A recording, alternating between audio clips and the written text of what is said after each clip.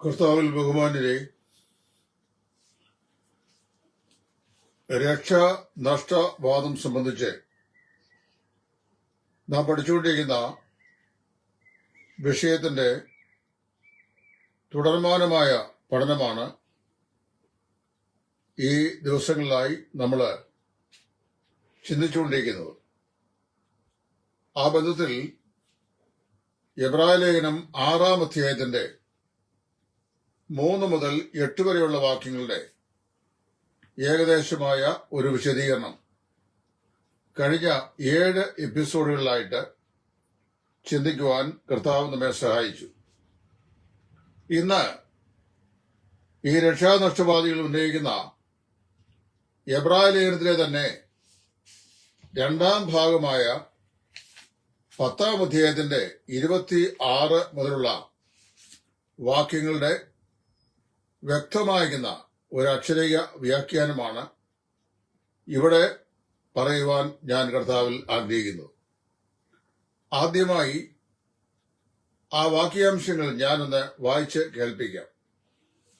നാം ഇങ്ങനെ വായിക്കുന്നു: സത്യത്തിന്റെ പരിജ്ഞാനം പ്രാപിച്ച ശേഷം മനഃപൂർവ്വം പാപം ചെയ്താൽ പാപങ്ങൾക്ക് വേണ്ടി ഒരു യാഗവും ശേഷിക്കാതെ ന്യായവിധിക്കായി ഭയങ്കരമായ ഒരു പ്രതീക്ഷയും എതിരികളെ ദഹിപ്പിക്കുവാനുള്ള ക്രോധാഗ്നിയും ഉള്ളൂ.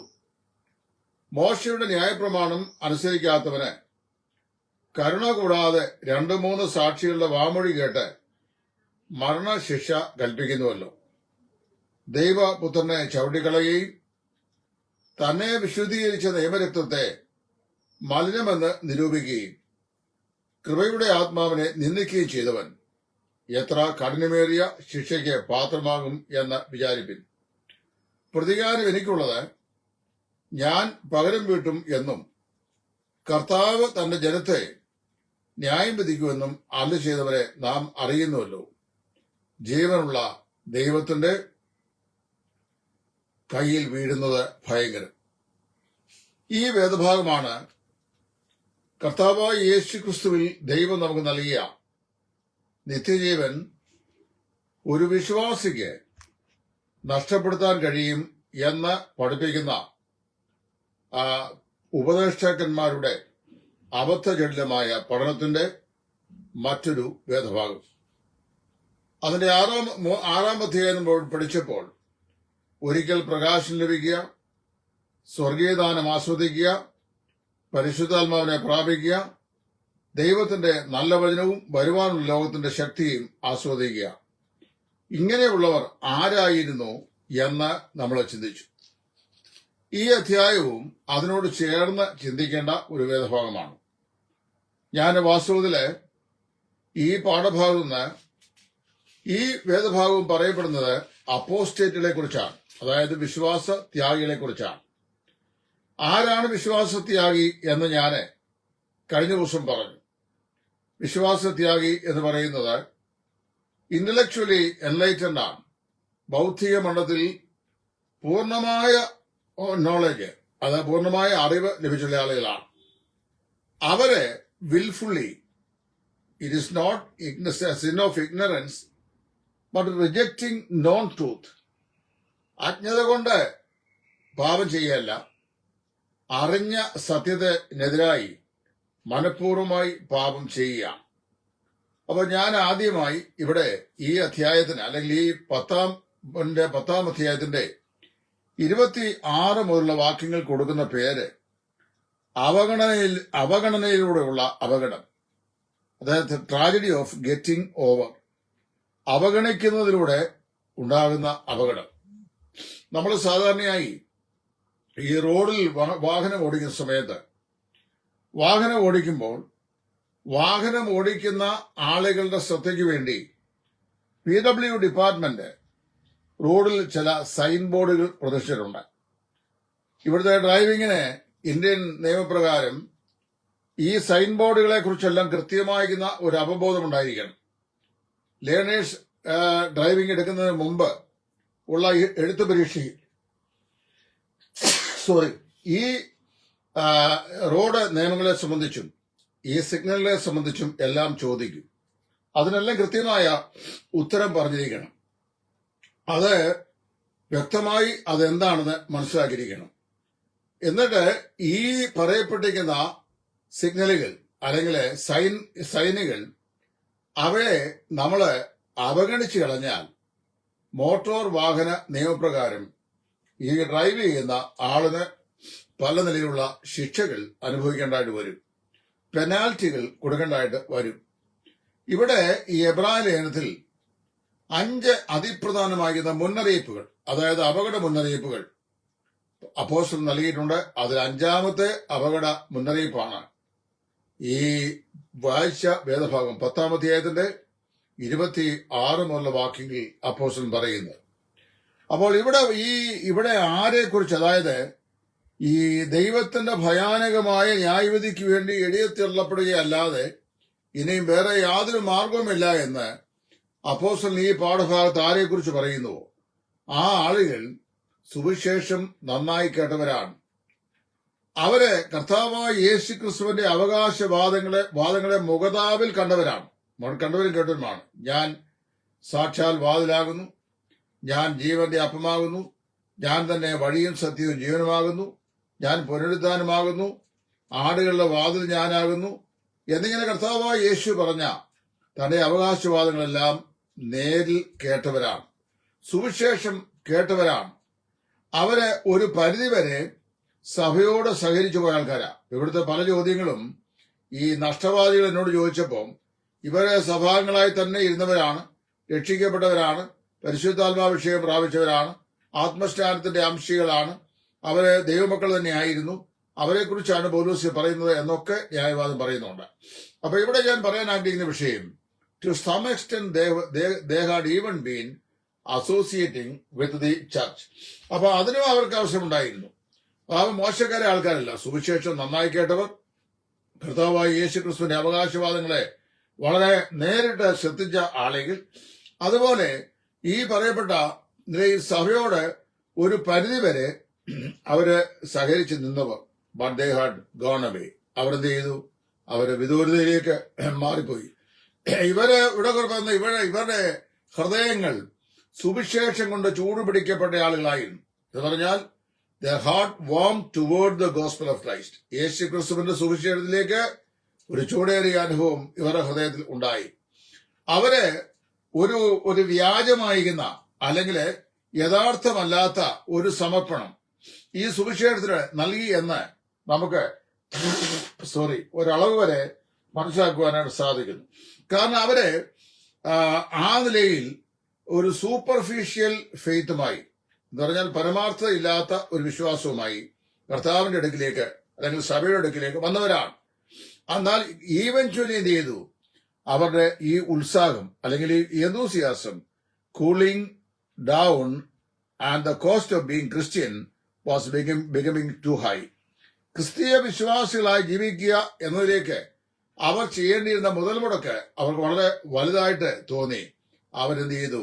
അപ്പോസ്റ്റേറ്റുകളായി മാറി, വിശ്വാസ ത്യാഗികളായി മാറി. കർത്താവായ യേശു ക്രിസ്തുവിന്റെ സുവിശേഷം കേൾക്കുന്ന ആളുകൾക്ക് ഞാൻ ഈ താഴെ പറയുന്ന 2 പ്രതികരണങ്ങളിൽ ഏതെങ്കിലും ഒരു പ്രതികരണമാണ് ഉണ്ടാകുക. ഒന്നുകിൽ എന്ത് ചെയ്യുന്നു? ഒന്നുകിൽ അവര് ഈ അടിസ്ഥാന സത്യങ്ങൾ കേട്ടിട്ട് കർത്താവായ യേശു ക്രിസ്തുവിനെ കുറിച്ചുള്ള അവകാശവാദങ്ങൾ ശ്രദ്ധിച്ചിട്ട് അവർ വിശ്വസിച്ച് യേശുവിനെ രക്ഷിതാവായി സ്വീകരിക്കുന്നു. അപ്പൊ സുവിശേഷം പ്രസംഗിക്കുന്ന കേൾക്കുമ്പോൾ ഈ താഴെ പറയുന്ന 2 കാര്യങ്ങളിൽ ഏതെങ്കിലും ഒന്നാണ് സംഭവിക്കുന്നത്. ഒന്നുകിൽ അവർ യേശു ക്രിസ്തുവിനെ രക്ഷിതാവും കർത്താവുമായി ഹൃദയത്തിൽ സ്വീകരിച്ച് ആത്മരക്ഷ പ്രാപിക്കുന്നു, അല്ലെങ്കിൽ ആ സുവിശേഷം വിശ്വസിക്കാതെ അതിനെ മനഃപൂർവ്വമായി അവഗണിച്ചുകൊണ്ട് അപ്പോസ്റ്റേറ്റുകളായി, അതായത് വിശ്വാസ ത്യാഗികളായി അവർ മാറുന്നു. അപ്പൊ ആ നിലയില് ഈ അപ്പോസ്റ്റസി എന്ന് പറയുന്നത് എന്താണെന്ന് അറിയാമോ?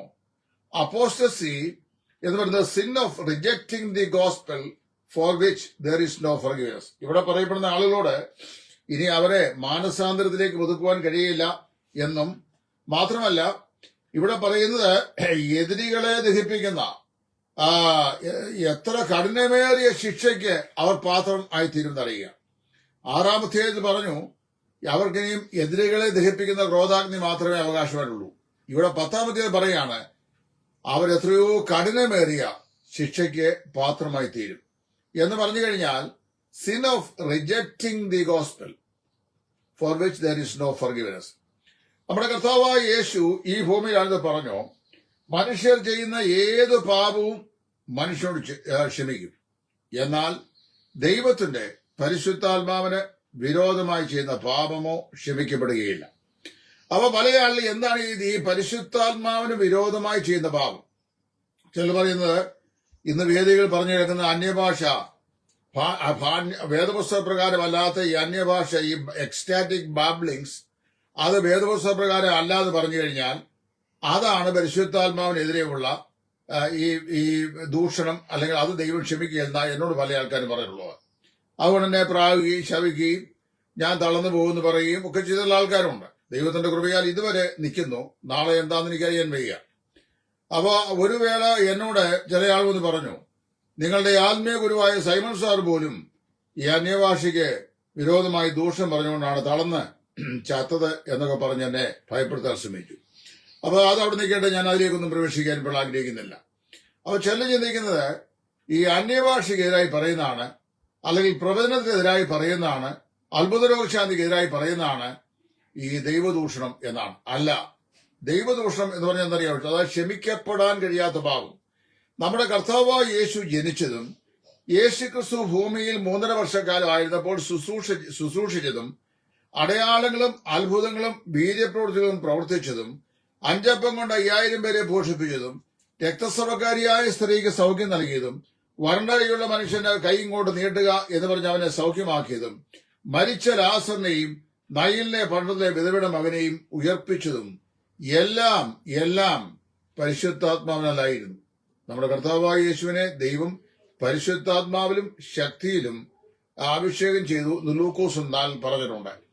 യേശു ക്രിസ്തു ചെയ്ത എല്ലാ ശുശ്രൂഷയും പരിശുദ്ധാത്മാവിലാണ്. അങ്ങനെ കർത്താവായ യേശു ക്രിസ്തു ചെയ്ത എല്ലാ ശുശ്രൂഷകളും, എല്ലാ അടയാളങ്ങളും, എല്ലാ അത്ഭുതങ്ങളും, എല്ലാ വീര്യപ്രവൃത്തികളും, ദൈവരാജ്യത്തെക്കുറിച്ചുള്ള എല്ലാ പ്രഭാഷണങ്ങളും അത് കാണുകയും കേൾക്കുകയും ചെയ്തപ്പോൾ യേശു ഭൂതങ്ങളെയും പുറത്താക്കി. അതും കണ്ടപ്പോൾ ഈ പരീക്ഷന്മാരും ശാസ്ത്രിമാരോട് ഒന്നിച്ചുകൂടി പറഞ്ഞു, you are casting out the demons with the head of the department of demons. അതായത് ഭൂതങ്ങളുടെ തലവനെ കൊണ്ടതായ ബേത്സുബുലിനെ കൊണ്ടാണ് ഭൂതങ്ങളെ പുറത്താക്കുന്നത്. അപ്പോൾ കർത്താവ് പറഞ്ഞു, ഞാൻ ദൈവത്തിന്റെ പരിശുദ്ധാത്മാവിനെ കൊണ്ട് ഭൂതങ്ങളെ പുറത്താക്കുമ്പോൾ ഞാൻ ബേൽസബൂലിനെ കൊണ്ട് ഭൂതങ്ങളെ പുറത്താക്കുന്നു എന്ന് നിങ്ങൾ പറയുന്നുവെങ്കിൽ നിങ്ങളുടെ മക്കൾ ആരെ കൊണ്ട് പുറത്താക്കും? എന്നിട്ട് കർത്താവ് പറഞ്ഞു, മനുഷ്യൻ ചെയ്യുന്ന ഏതു പാപവും അവനോട് ക്ഷമിക്കും. That means every sin that man commits unto him shall be forgiven. എന്നാൽ പരിശുദ്ധാത്മാവിന് നേരെ പറയുന്ന ദൂഷണമോ ഒരു നാളും ക്ഷമിക്കുകയില്ല. എന്താണ് ഈ പരിശുദ്ധാത്മാവിന് നേരെ ഉള്ള ദൂഷണം അറിയാമോ? ദൈവരാജ്യത്തിന്റെ പ്രഘോഷത്തിനും വരുവാനുള്ള ലോകത്തിന്റെ ശക്തിയായ അടയാളങ്ങളും അത്ഭുതങ്ങളുമായി ഈ ഭൂമിയിലേക്ക് ദൈവം വിശുദ്ധീകരിച്ച് അയച്ച തന്റെ ഏകജാതനായ പുത്രൻ കർത്താവായ യേശു ക്രിസ്തു പരിശുദ്ധാത്മാവിൽ ചെയ്ത ശുശ്രൂഷകൾ ഭൂതങ്ങളുടെ തലവനെയും കൊണ്ട് ജയിച്ചാണെന്ന് പറഞ്ഞത് ക്രിസ്തുവിന് വിരോധമായി, അതായത് പരിശുദ്ധാത്മാവിന് വിരോധമായി ചെയ്ത പാപമാണ്. ഈ പാപം ക്ഷമിക്കുകയില്ല എന്നാണ്. ഇന്ന് ഭൂമിയിൽ ദൈവത്തിന് ക്ഷമിക്കാൻ കഴിയാത്ത ഏതെങ്കിലും ഒരു പാപം ഉണ്ടെങ്കിൽ അഡൾട്ടറി ദൈവം ക്ഷമിക്കും. ഇത് പറയുമ്പോൾ ഇവർക്ക് പറഞ്ഞറിയാവോ, I am giving public licence to commit adultery. അങ്ങനെയാണോ ഞാൻ പറഞ്ഞത്? വിവേകമുള്ള ആരെങ്കിലും അങ്ങനെ പറയുമോ? അഡൾട്ടറി ദൈവം ക്ഷമിക്കും. തെഫ്റ്റ് ദൈവം ക്ഷമിക്കും. ജീവിതത്തിലെ ഏറ്റവും ഗുരുതരമായിരുന്ന സോഷ്യൽ സ്റ്റിഗ്മയും ദൈവം ക്ഷമിക്കും. കാരണം ദൈവത്തിന് ക്ഷമിക്കാൻ കഴിയാത്ത ഒരു പാപവും മനുഷ്യന്റെ ജീവിതത്തിലില്ല. Every sin shall be forgiven except the sin that is carried out against the Holy Spirit. ദൈവത്തിന്റെ പരിശുദ്ധാത്മാവിനെതിരെ ചെയ്യുന്ന പാപമൊഴികെ എല്ലാ പാപങ്ങളും ദൈവം ക്ഷമിക്കും. അപ്പൊ ഇവിടെ എന്താ സംഭവിച്ചത്? കർത്താവായ യേശു ക്രിസ്തു സാക്ഷാൽ സുവിശേഷം, അവനെ ലോകരക്ഷകനായി ദൈവം ലോകത്ത് നൽകിയിട്ട് പരിശുദ്ധാത്മാവ് പറയുകയാണ്, ഈ ദൈവത്വനായ യേശു ക്രിസ്തുവിലേക്ക് നോക്കി രക്ഷപ്പെടണം എന്ന് പറയുമ്പോൾ ആ ദൈവാത്മാവിന്റെ ഉപദേശത്തെ മനഃപൂർവ്വമായി നിരാകരിക്കുന്ന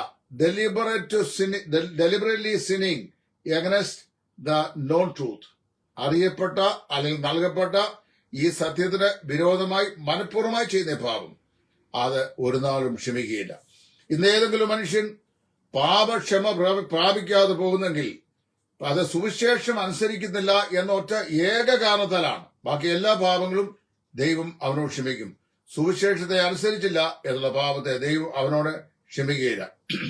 വാസ്തവത്തില് ഈ അപ്പോസ്റ്റസി, ഈ എന്നെ കേൾക്കുന്ന ഈ രക്ഷാനഷ്ടവാദികൾ മിക്കവാറും ആളുകൾക്ക് they are not able to distinguish between the concept of backsliding and the concept of apostasy. What is apostasy and what is backsliding?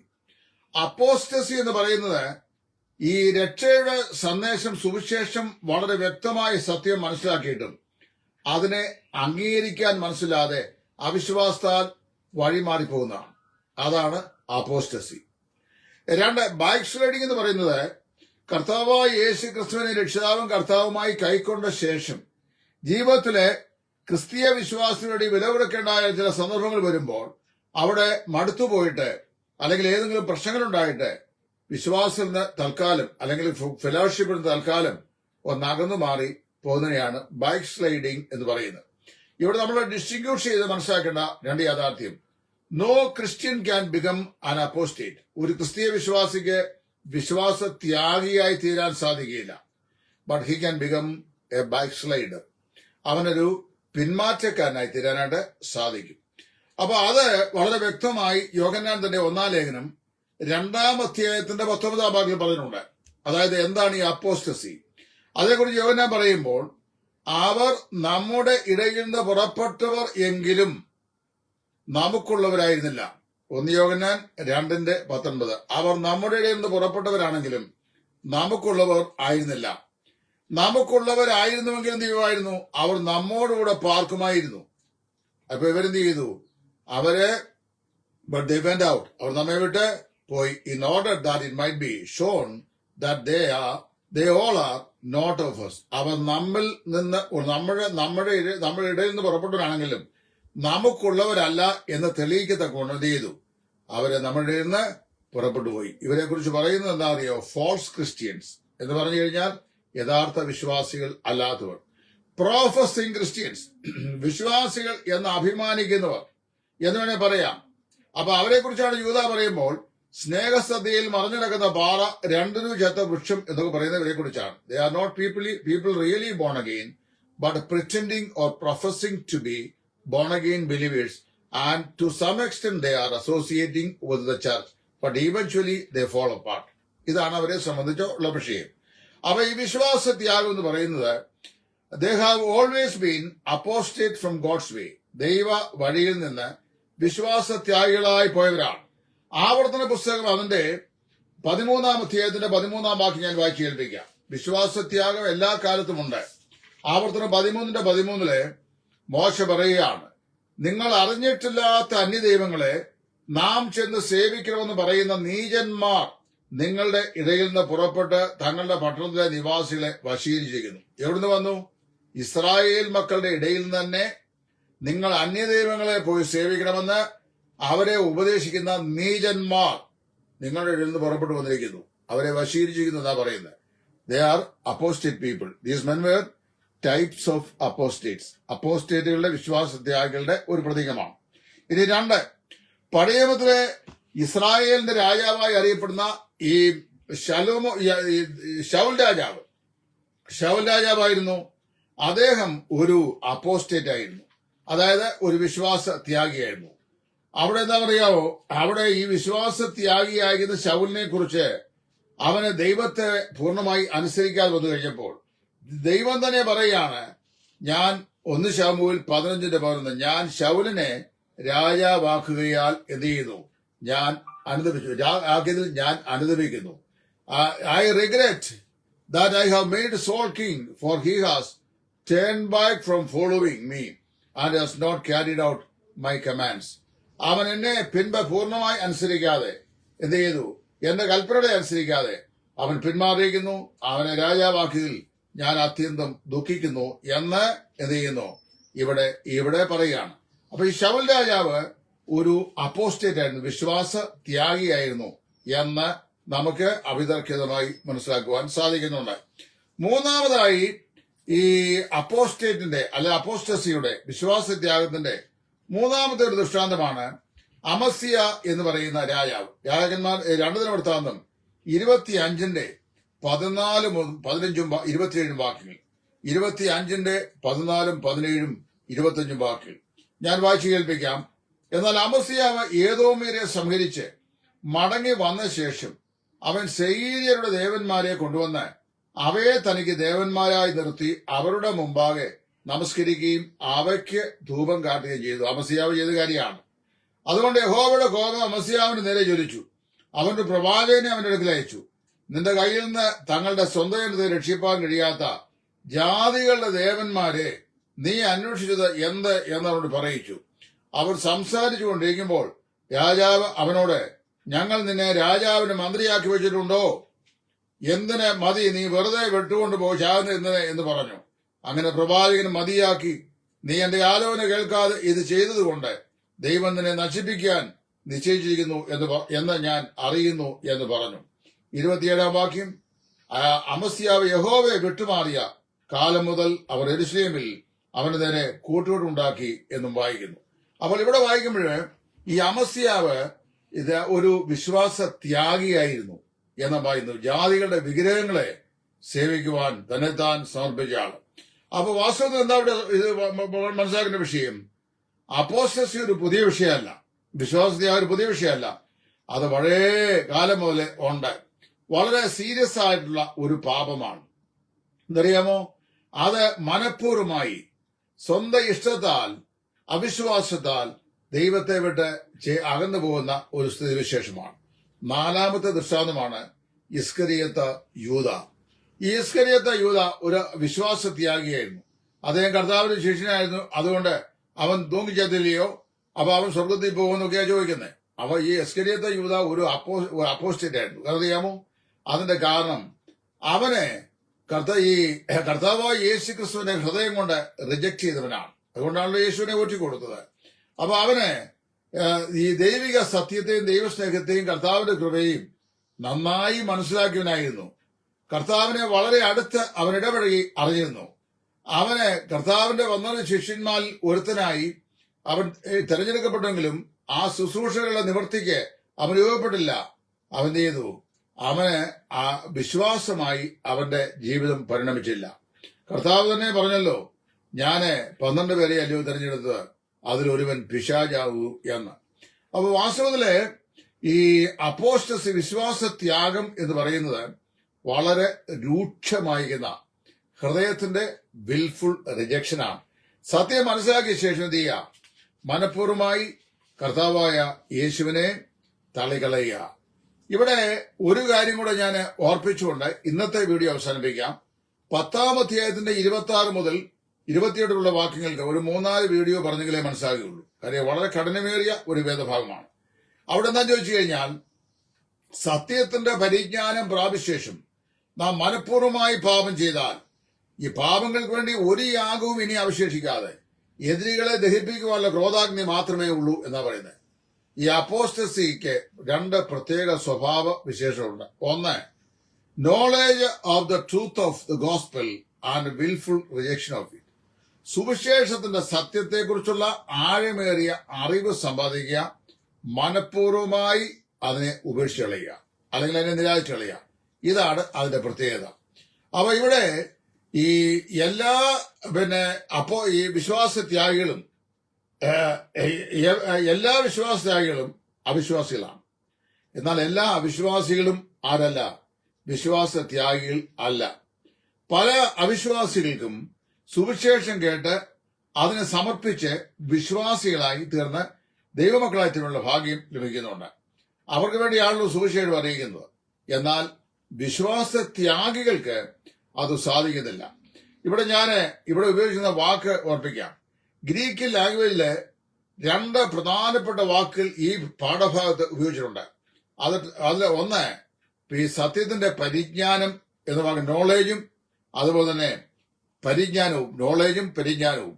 മുമ്പൊരിക്കൽ ഞാൻ കൃപാവരങ്ങളെ കുറിച്ചുള്ള ക്ലാസ് എടുക്കുമ്പോൾ ഞാൻ സൂചിപ്പിച്ച വാക്കുകളായത് രണ്ടേ. നോളജ് എന്ന വാക്കിന് നോസിസ് എന്ന വാക്കാണ് ഗ്രീക്കിൽ ഉപയോഗിക്കുന്നത്. എന്ന് പറഞ്ഞാൽ എന്താണ്? To do with ordinary knowledge often use in New Testament. സാധാരണയായി പുതിയ നിയമത്തിൽ പറയപ്പെടുന്ന ഈ അറിവ്. എന്നാല് ഇവിടെ 26-ാം വാക്കിൽ പറയപ്പെടുന്ന പദം, അതായത് സത്യത്തിന്റെ പരിജ്ഞാനം എന്നുപയോഗിക്കുന്നത് എപ്പിഗ്നോസിസ് എന്ന് പറയുന്ന വാക്കാണ്. It is not gnosis only, എപ്പിഗ്നോസിസ്. അതൊരു കോമ്പൗണ്ട് ടേം ആണ്. എപ്പിഗ്നോസിസ് രണ്ട് പദങ്ങൾ ചേർന്നുണ്ടാകുന്ന ഒരു പദമാണ്. എപ്പിഗ്നോസിസ് മീൻസ് ഫുൾ നോളജ്, സമ്പൂർണമായ അറിവ്, സമ്പൂർണമായ ധാരണ, സമ്പൂർണമായ ഗ്രാഹ്യത, സമ്പൂർണമായ തിരിച്ചറിവ്. അത് ഉണ്ടായ ശേഷവും എന്ത് ചെയ്യാ? അത് ഈ സത്യത്തിലേക്ക് പ്രവേശിക്കാതെ വഴുതി മാറിയാൽ അതിഭയാനകമായ ഒരു ശിക്ഷാവധി, ദൈവത്തിന്റെ ക്രോധാഗ്നി മാത്രമേ ഇതിന് ഉള്ളൂ എന്നാണ് ഇവിടെ അപ്പോസ്തലൻ പറയുന്നത്. അപ്പോ വാസ്തവത്തില് apostates are made in the absence, but not made in the absence but in the presence of Christ. കർത്താവിന്റെ സാന്നിധ്യത്തിൽ തന്നെയാണ് വിശ്വാസത്യാഗികൾ ഉൽപാദിതമാകുന്നത്. എബ്രായലേഖനം 10-ാം അധ്യായത്തിന്റെ 26 വാക്യങ്ങളിൽ ആ എഴുത്തുകാരനായ അപ്പോസ്തലൻ പറയുന്നത്, രക്ഷിക്കപ്പെട്ട് സ്നാനപ്പെട്ട് ദൈവസഭയുടെ അംഗങ്ങളായി തീർന്ന് കർത്താവിനോട് സജീവമായ ബന്ധം പുലർത്തിയിട്ട് കുറെ കാലം കഴിഞ്ഞിട്ട് പിന്നെ പാപം ചെയ്ത് പിന്മാറിപ്പോയ ആൾക്കാരെ കുറിച്ചല്ല. അവരെ പിന്മാറ്റക്കാരെന്നാ പറയുന്നത്. ഇപ്പൊ പത്രോസ് അപ്പോസ്തലൻ യേശു ക്രിസ്തുവിനെ രക്ഷിതാവായി സ്വീകരിച്ച് അപ്പോസ്തലന്മാരുടെ ഗണത്തിൽ എണ്ണപ്പെട്ട് അപ്പോസ്തല പ്രമുഖന്മാരുടെ കൂട്ടത്തിലെ ഒന്നാമനായി തീർന്ന് കർത്താവിന്റെ ജീവിതത്തിലെ അതിപ്രധാനമാകുന്ന മിക്കവാറും സംഭവങ്ങൾക്കൊക്കെ സാക്ഷ്യം വഹിച്ച് അങ്ങനെ നിന്ന ധീരനായ ഒരു അപ്പോസ്തലനായിരുന്നു. അവനാണ് യേശു ക്രിസ്തുവിനെ 3 പ്രാവശ്യം തള്ളി പറഞ്ഞത്. ആ തള്ളി പറഞ്ഞ പത്രോസ് പിന്മാറ്റക്കാരനായി പഴയ പടകും വലയൊക്കെ എടുത്തുകൊണ്ട് പോയി.